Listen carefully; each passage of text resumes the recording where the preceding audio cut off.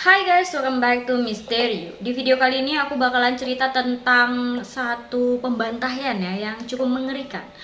Jadi seorang wanita gitu ya, yang bernama Louisa Cutting, dia ini pemakai gitu ya. Dia itu kayak pakai Xanax, Adderall, kokain, alkohol, mushroom dan ganja gitu. Nah, ketika dia lagi high gitu kan, lagi terkena pengaruh obat-obatan ini, dia tanpa sengaja membantai sahabatnya sendiri.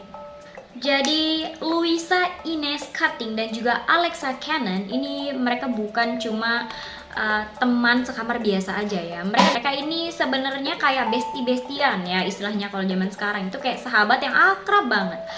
Tapi itu sebelum pada suatu hari di bulan Januari 2019, Louisa Cutting itu menjadi gila dan membunuh atau membantai sahabatnya sendiri. Jadi Cutting yang berusia 21 tahun ini merupakan seorang mahasiswa di Universitas Radford, dan setelah kejadian dia pun menelpon polisi dan mengatakan kalau dia baru aja melakukan pembunuhan. Polisi pada saat itu pun langsung kaget dong ya, dan mendapati berita ini mereka pun langsung datang ke apartemennya pada pukul 5 pada jam 7.45 pagi. Dan mereka mengaku kalau mereka mendengar suara seperti pisau jatuh sebelum kemudian mereka mengetuk pintu. Nah, dari dalam apartemen mereka pun melihat sosok perempuan yang berlumuran darah membukakan pintu. Dia berteriak, terus dia nangis dan dia minta untuk ditangkap. Jadi dia tuh sambil teriak, sambil nangis, dia bilang, "Tangkap aku, tolong," gitu. Kemudian seorang petugas pun bertanya nih sama wanita yang berlumuran darah ini, apa yang terjadi gitu, kenapa gitu. Terus dia bilang kalau aku membunuhnya. Nah, akhirnya mereka pun memasuki apartemen. Terus mereka melihat seorang wanita yang udah nggak bernyawa di lantai dengan beberapa luka tusukan yang ada di badannya dan pisau daging yang masih tertancap di mulutnya dong. Ih, gila, ngeri banget gitu.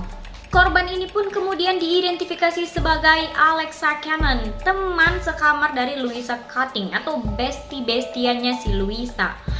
Jadi Louisa Cutting pun akhirnya dibawa ke kantor polisi pada saat itu juga, dan dalam sebuah interogasi yang cukup aneh ya, polisi itu nanya apa yang terjadi, kenapa kamu bunuh teman kamu gitu, ini kan teman kamu, besti kamu. Dan pada saat itu si Louisa itu bilang kalau aku tadi malam berpesta kokain dengan iblis. Kok ada iblis gitu di situ? Nah, setelah dilakukan tes ya, polisi itu menemukan fakta bahwa baru-baru ini gitu, Cutting itu nggak hanya mengonsumsi kokain, tapi dia juga mengonsumsi mushroom yang sejenis narkoba juga ya, mushroom itu. Terus Adderall, Xanax, alkohol, ganja, dan juga tembakau. Itu segala obat, segala minuman itu kayaknya dikonsumsi semua sama dia ya. Gimana nggak error otaknya? Dan menurut pengakuan tetangga juga, jadi pada pagi di jam pembunuhannya itu dia mendengar teriakan dan juga pertengkaran nih dari apartemen si Cutting dan juga Cannon.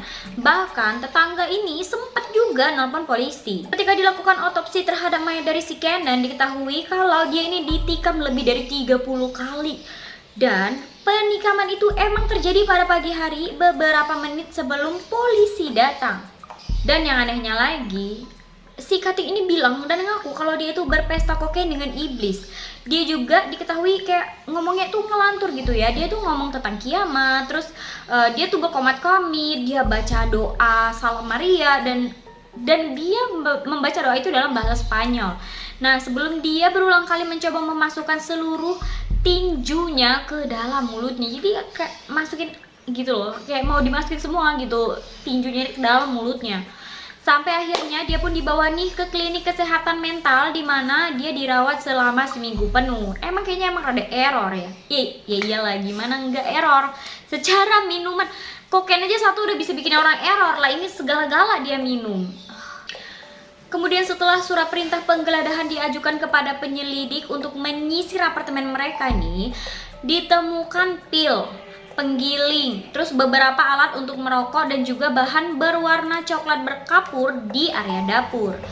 Kemudian ada sebuah postingan di akun Instagramnya si Cannon ini mengungkapkan kalau kedua teman sekamar ini itu bertemu secara online sebelumnya, sampai akhirnya mereka tinggal berseberangan selama 1 tahun, dan akhirnya mereka pun memutuskan untuk jadi roommate nih, tinggal bersama. Terus di dalam Instagram mereka ini juga ditemukan salah satu foto Canon yang diberi caption cukup menakutkan ya. Jadi captionnya ini kayak gini: "Love you more Lu, and everyone pray that we don't kill each other this year." Yang artinya itu, aku juga sayang kamu Lu, entah kenapa semua orang berdoa agar kita nggak saling membunuh tahun ini. Kayak ramalan gitu. Di dalam persidangan, Louis Sekating itu bilang kalau dia menyesal nih atas perbuatannya, dan ungkapan penyesalan ini dia bacakan kepada seluruh keluarga dari temannya ini atau korbannya ini, si Alexa Cannon. Dia bilang, tidak ada kata-kata untuk tragedi ini, dan dari hati saya yang dipenuhi dengan kesedihan mendalam, saya sangat-sangat menyesal. Dan keputusan akhir dari pengadilan mengatakan kalau si Kating bersalah, sebelum akhirnya dia dijatuhi hukuman 40 tahun penjara dengan ditambahi program rehabilitasi mental. Kemungkinan ada pembebasan bersyarat setelah hukuman dijalani selama 20 tahun. Nah, terlepas dari pernyataan pengacara kalau pembunuhan itu dilakukan secara nggak sadar, dan Louis Sekating diduga juga memiliki riwayat penyakit mental. Tapi keputusan hakim udah nggak bisa diganggu-gugat. Dia akan menjalani masa percobaan selama 1 dekade penuh setelah dibebaskan pada tahun 2039. Jadi itu dia, waduh, jangan main-main deh ya sama obat-obatan. Wah, ngeri, bisa bikin gak waras ya kan, bisa tiba-tiba membunuh siapa.